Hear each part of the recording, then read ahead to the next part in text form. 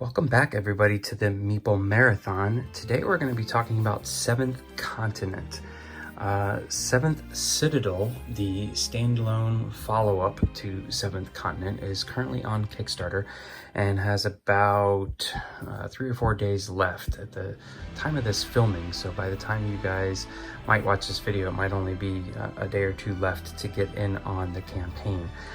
But I wanted to release a kind of a tips and tricks video for Seventh Continent because I have learned a lot in watching other people play online and harking back to my beginning days of playing Seventh Continent, and realized I was getting a lot of rules incorrect, or not understanding the full breadth of the rules that would have made my gameplay easier. So today I'm just going to go ahead and talk about the top 5 things that I wish I had known way back when I first started playing Seventh Continent. And this first one here is, in my opinion, got to be probably a very commonly overlooked rule, because it did not make sense to me the first time I read through it. I completely played my first session of Seventh Continent incorrectly, and that is how you deal with your action deck and then your discard pile. So as you're playing through the game, and these are just an example, I just happened to pull out my these are like the advanced skill cards. So if you don't want to see them, I guess I can keep them turned over. So imagine this is your action deck and this is your discard pile. We'll keep them flipped over so no secrets are revealed. And say you get near the end of the game and you have discarded most of your action deck, and you go here and you draw up your last 2 action cards. Now at this point, the game tells you if at any point you need to go and you need to draw another card and your action deck is empty, you're supposed to flip over or shuffle up your discard pile and flip it over, which would put it face down. And now you're drawing from your discard pile. But I don't think a lot of people understand, because I didn't get it at first, is that anytime you are told to put shuffle cards back into your action deck, you can actually shuffle them back in to your action deck over here and keep your discard pile. I think it's instructed for you to flip it back over.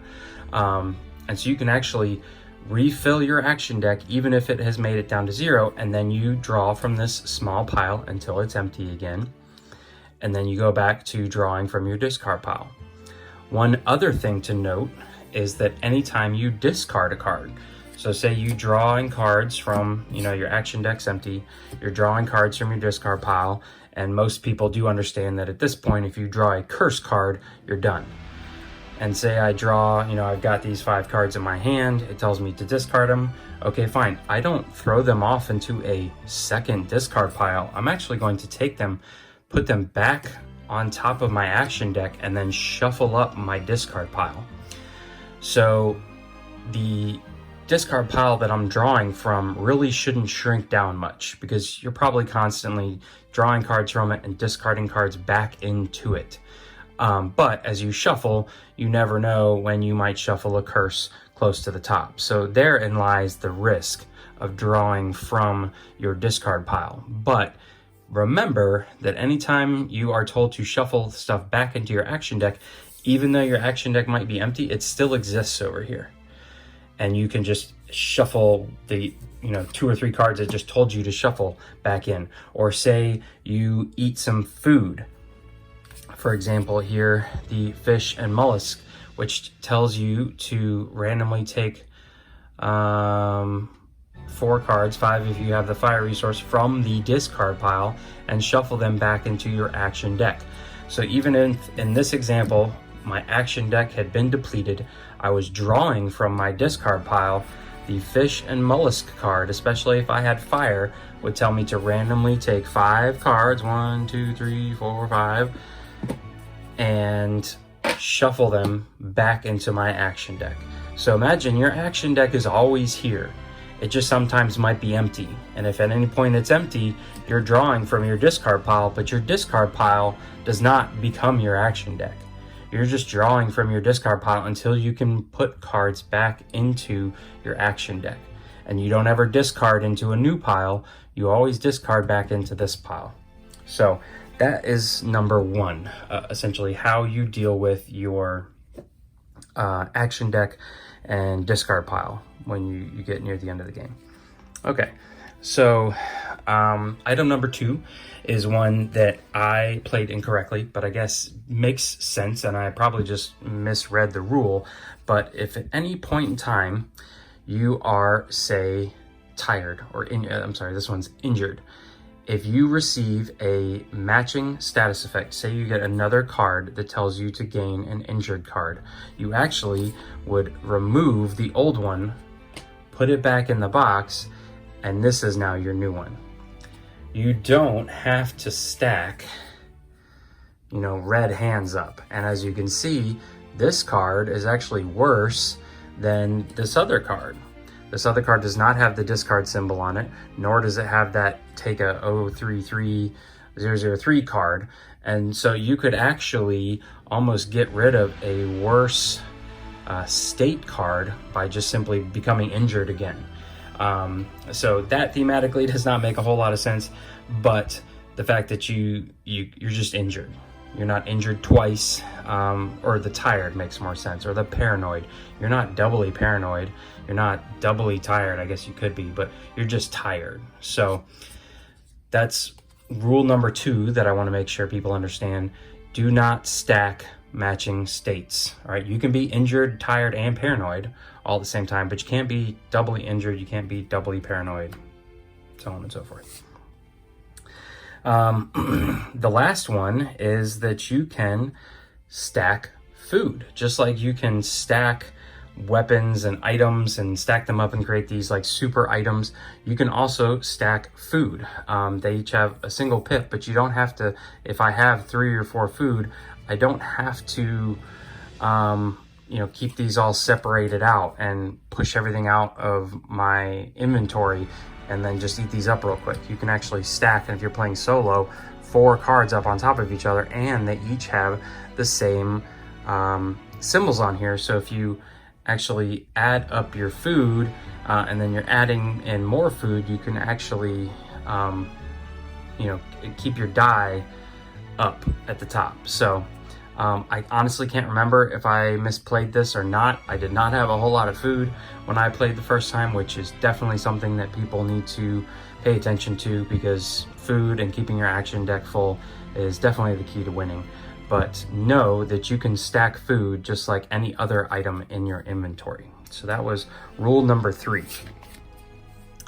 Rule number 4 is the fact that there are certain items that have matching action symbols on them. For example, the hunting knife.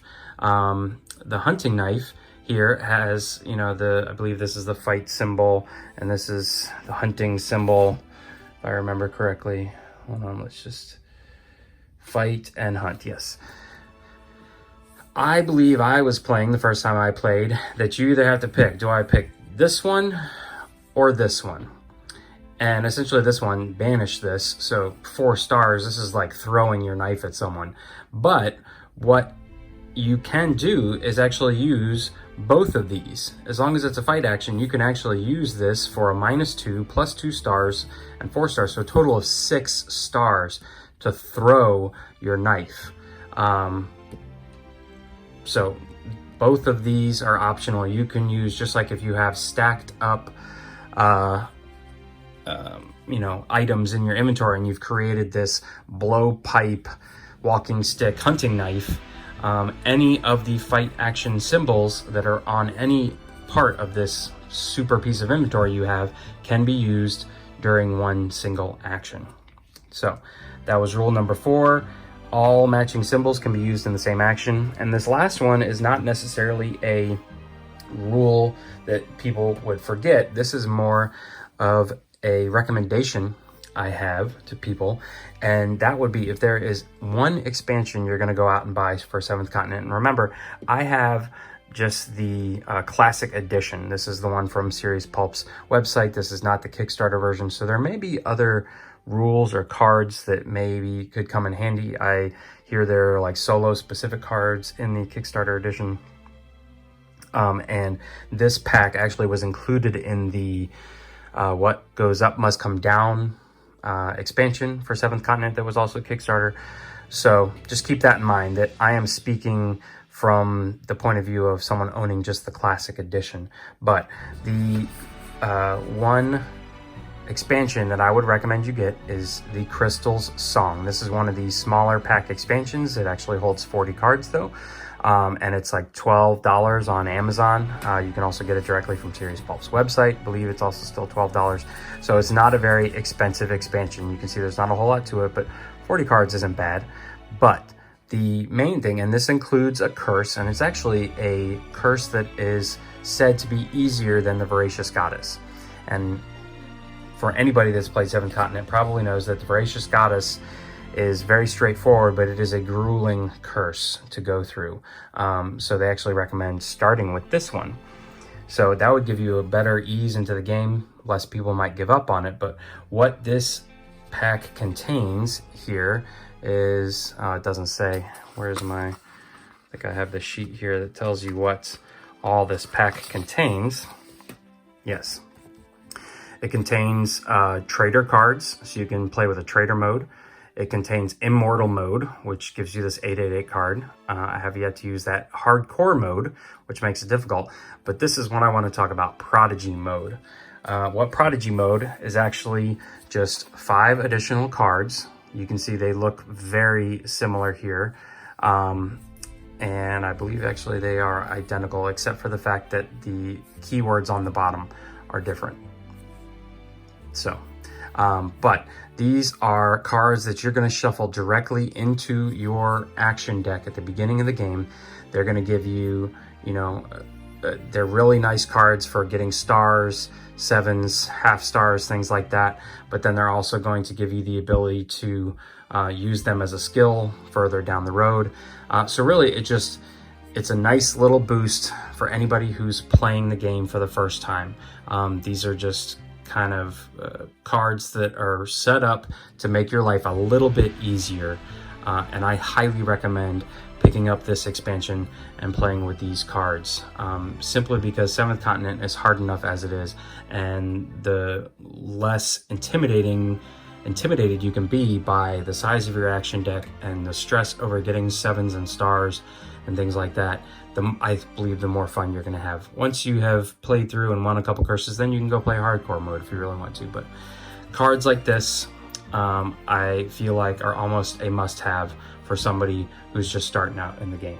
So again, this was number 5. This is not really a rules mistake that I made, but something I discovered and definitely went out and purchased. Again, this is the Crystal's Song expansion for 7th Continent. It can be picked up on Amazon, Serious Pulp's website, places like that. It's like a $10, $12 expansion.